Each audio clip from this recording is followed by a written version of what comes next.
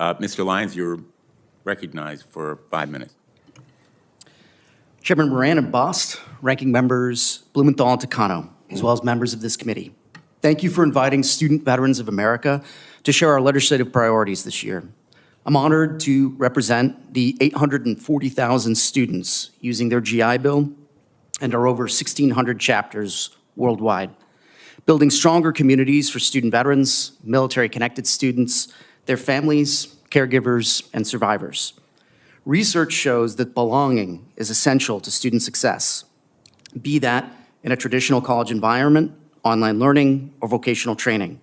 This is especially true for veterans transitioning to campuses that may not fully understand the value of their military service.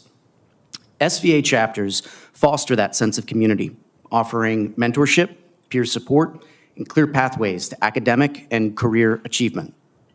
If you are here with SVA today, I'd ask that you please stand or raise your hand so we can recognize your commitment.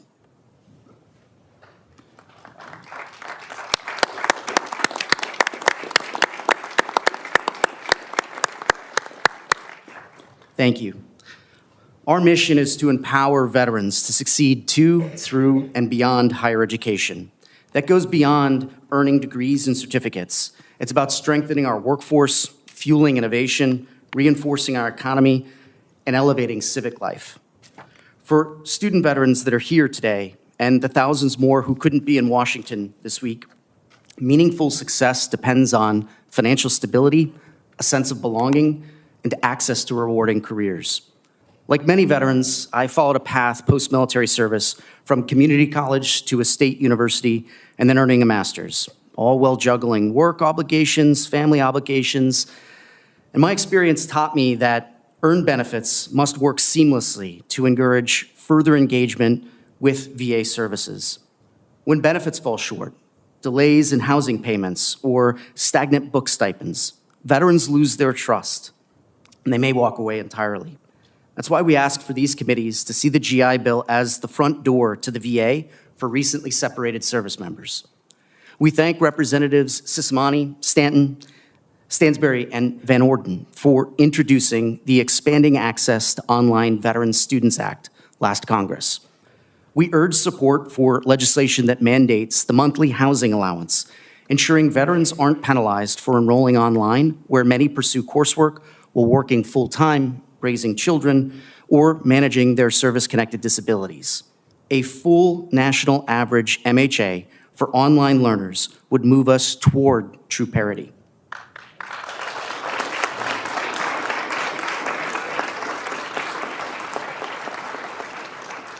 We also request an increase in the annual book stipend, which hasn't been updated since 2009. Many veterans in science, technology, engineering, mathematics, or law programs see material costs that easily surpass $1,000 per semester. We appreciate those in Congress who've already championed raising this to a more realistic level. Nearly 75% of student veterans are working while they're attending school, often in jobs that are unrelated to their degrees. Modernizing VA work study to include career-relevant placements such as cybersecurity, accounting, engineering, or healthcare would open doors for veterans balancing academics and employment. We applaud the bipartisan efforts to reintroduce legislation that supports this goal. These women and men bring discipline, life experience, and leadership to the classroom and their campuses. They often outpace civilian student peers in GPA and graduation rates, and they graduate into fields where American employers urgently need talent. By investing in them, Congress boosts our economy, our campuses, and our communities. Working with Congress, the VA, DoD, Department of Education, and Department of Labor helps SVA power scholarships, leadership training, research, and professional development for thousands of veterans annually. When universities partner with SVA chapters through veteran centers, collaborative programs, and flexible policies, they create a culture where student veterans thrive, benefiting the entire institution. Our full written testimony goes further into areas like bridging childcare gaps for student veterans, ensuring parity for National Guard and Reserve benefits, and expanding accountability in higher education. We encourage you to review it for a more complete picture of our policy recommendations. At SVA, we believe ensuring veterans receive earned education benefits transcends politics. This is about fulfilling America's promise to those who serve, and we know that promise yields tremendous returns for veterans, schools, employers, and communities alike. Thank you, Chairman Moran and Bost, ranking members Blumenthal and Takano, and members of these committees for your leadership. Your work reinforces that this nation truly values service and the interests of those who wear your uniforms. I welcome your questions. Thank you. Thank you, Mr. Lyon. I would like to ask Mr. Lyon, I met with many of your student veteran members from SVA yesterday, and I was disturbed to hear stories about many contract employees who serve as counselors. Can you tell us about the situation before these recent firings in terms of the number of counselors and the vital role they play? And they, oddly enough, play a role in terms of preventing waste, fraud, and abuse with the VRNE program. So tell me, the VRNE program, by the way, is a program for veterans, student veterans who is not about the GI Bill, it's about their service-connected disability and being able to get them education, which will make them gainfully employed. Mr. Lyon, would you just want to respond? Thank you very much for the question, sir. And you're right. We've had many conversations with the highest levels of VA, from appointed officials to senior government employees, about the impact that terminations are having, which I think have been well addressed by the first panel this morning and my colleagues up here today.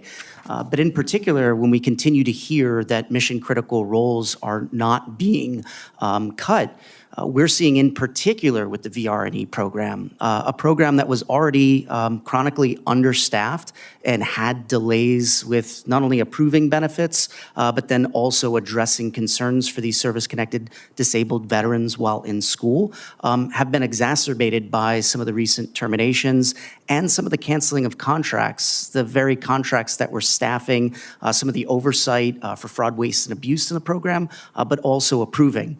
This is causing, in many instances, weeks, if not multiple months of delays just to hear back from the initial claim of a VRNE claim.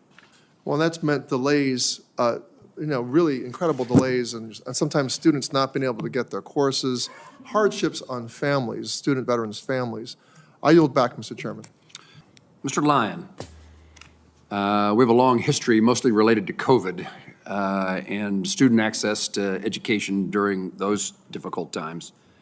I really appreciate your strong support, your organization's strong support for the National Guard GI Bill Parity Act.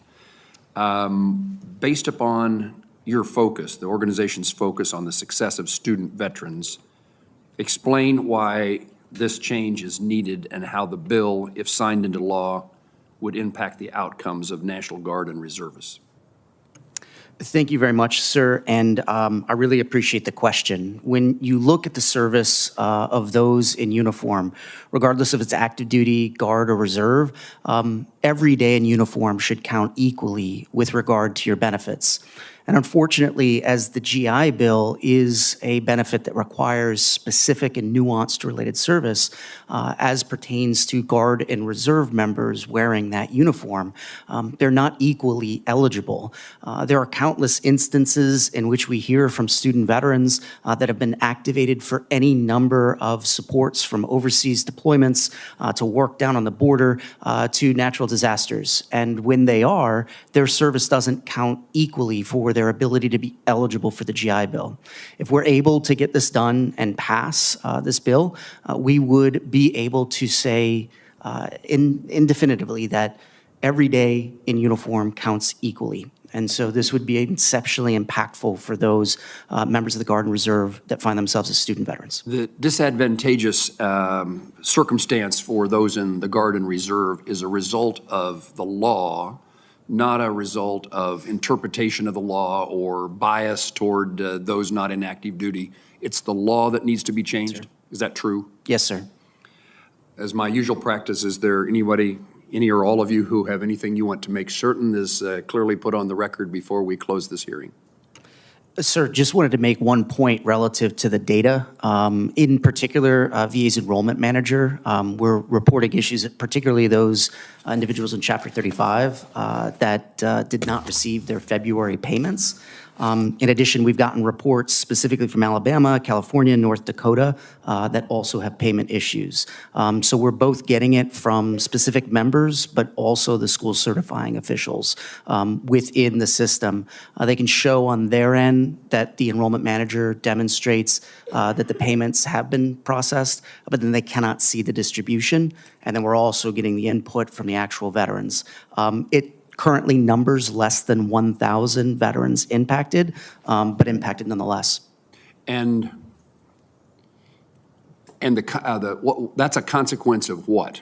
That the payments are not being made, they show on the record but not actually being fulfilled. And what has transpired that causes that to happen?